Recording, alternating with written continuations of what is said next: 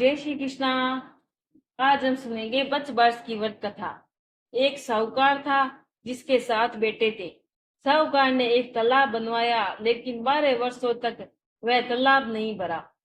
साहूकार ने कुछ विद्वानों पंडितों से पूछा कि इतने दिन हो गए लेकिन मेरा तालाब क्यों नहीं भरता है।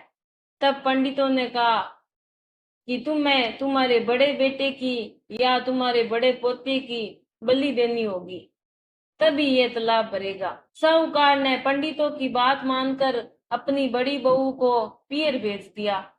साहूकार की बहू हमेशा 5 वर्ष का व्रत करती थी, 5 वर्ष की कहानी सुनती थी। बड़ी बहू के पीर जाने के बाद साहूकार ने बड़े पोते की बलि चढ़ा दी।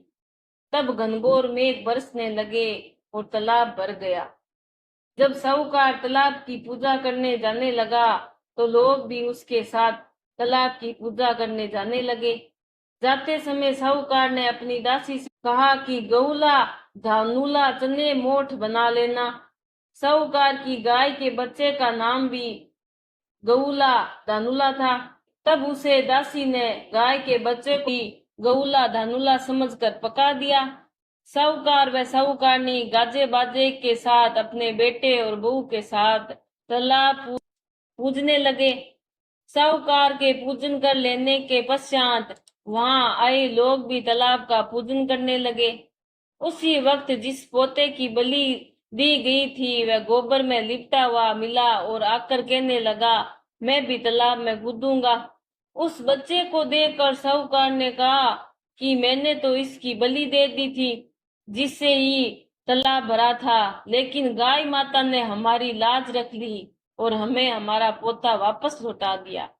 अपने बेटे को देखकर बहू भी बहुत खुश हुई। तब साहूकार दौड़ा दौड़ा घर वापस आया और अपनी दासी से कहा कि गाय का बच्चा कहाँ है।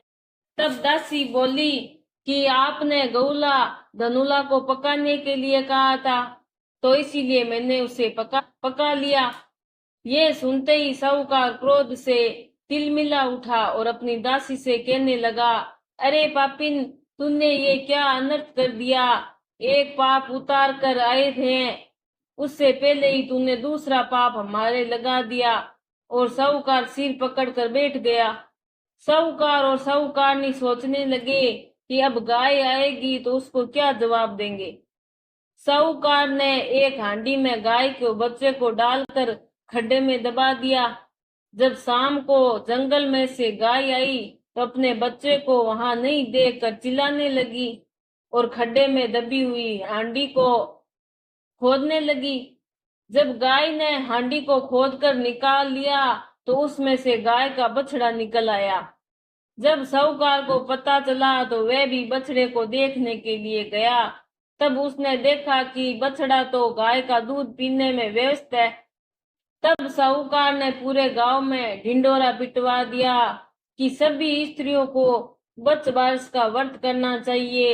हे 5 वर्ष माता, जैसे साहूकार के बहू को दिया हम सबको देना।